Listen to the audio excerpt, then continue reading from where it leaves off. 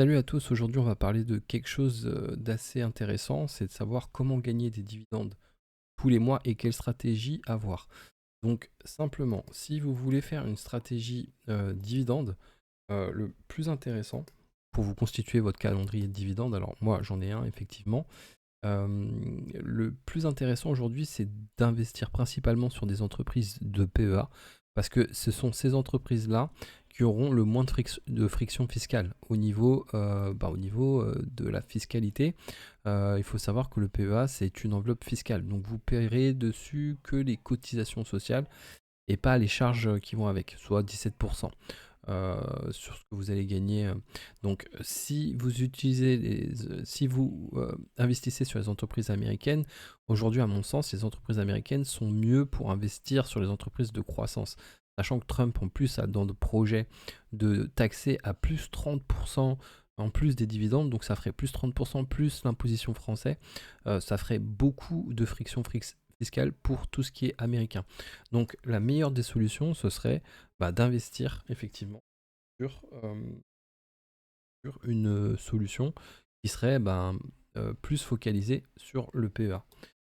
Donc on peut voir ensemble qu'est-ce qu'il faudrait acheter au niveau du PEA pour pouvoir couvrir toute l'année de dividendes. Si vous voulez, via le PEA, et c'est ce que je vous conseille, pour vous faire un portefeuille de rendement, il faudrait en janvier Total Energy Ruby. En février, c'est plutôt rare. Des fois, Ruby peut vous verser des acomptes.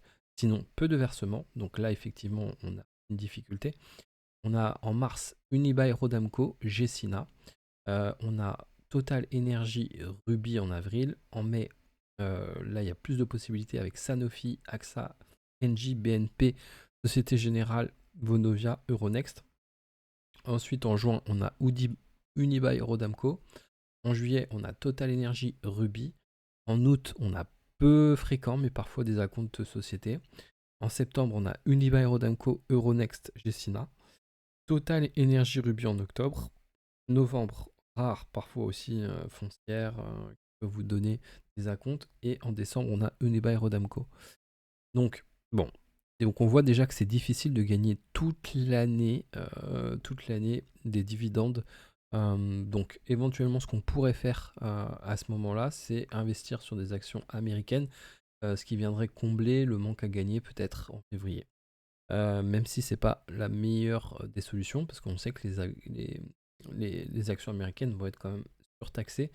Donc moi je conseille quand même d'investir sur les actions américaines, mais pour les actions de croissance. Donc on voit déjà que, alors moi j'ai pratiquement toutes les actions qui sont citées ici pour du rendement. Total Energy je l'ai, Ruby je l'ai, Sanofi, AXA, BNP je l'ai également. Vonovia j'en ai très peu mais j'en ai. Donc Total Energy c'est ok pour moi, voilà. En fait il faut voir Unibail Rodamco. Il faudrait absolument investir dessus si vous souhaiteriez avoir des dividendes toute l'année via le PEA. Donc, dans ce cas, on va utiliser notre petit outil phénoménal, Unibail Rodamco. On va regarder un petit peu la solidité de cette entreprise. Qu'est-ce qu'on voit? On voit tout de suite que c'est une entreprise qui a un score de solidité à 1,5, qui est pas génial. Donc, elle a une dette raisonnable et c'est tout. En fait, elle a aussi un payout ratio très faible. Donc ça, c'est intéressant. Parce que le payout ratio, malgré qu'elle ait un score de solidité assez faible, le payout ratio vous indique qu'elle est capable de vous donner, enfin de vous distribuer de dividendes assez facilement, malgré que son score de solidité soit faible. Ça veut dire que dans ses fondamentaux, c'est pas le dividende qui est en question, c'est pas le dividende qui pèse sur l'entreprise. Après, ce qu'on peut voir aussi qui est assez intéressant, c'est que malgré une score de solidité relativement faible, on voit qu'elle peut avoir une croissance de CA sur 5 ans en passant de 4,28$, alors attention là c'est des dollars, donc il faut voir en euros, à 14,50$. Donc ça pourrait être intéressant d'investir sur cette entreprise juste pour l'aspect, bien sûr, pour l'aspect dividende. Ça nous permettrait de nous rapprocher de l'objectif de gagner via le PEA des dividendes toute l'année. Donc ça, c'est assez intéressant.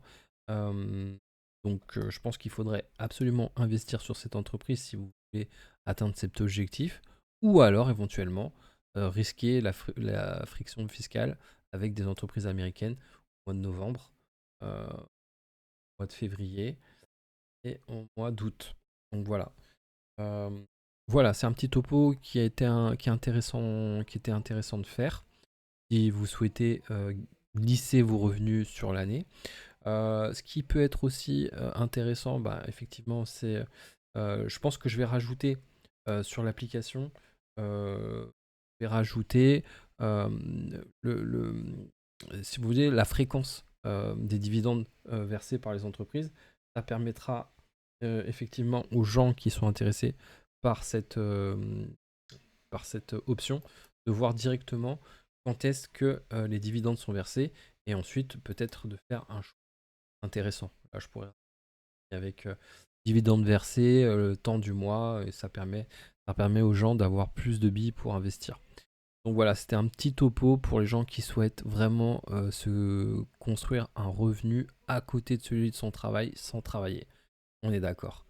Juste gagner de l'argent via ses investissements. Et je pense que ça reste encore une des meilleures choses à faire quand on voit que les retraites sont détricotées et que effectivement le niveau de vie des Français, bah, il est plutôt en train de descendre. Donc investir en bourse, ça paraît une des choses les plus intelligentes que vous puissiez faire aujourd'hui. Voilà, je vous dis à très vite pour une prochaine vidéo. Salut.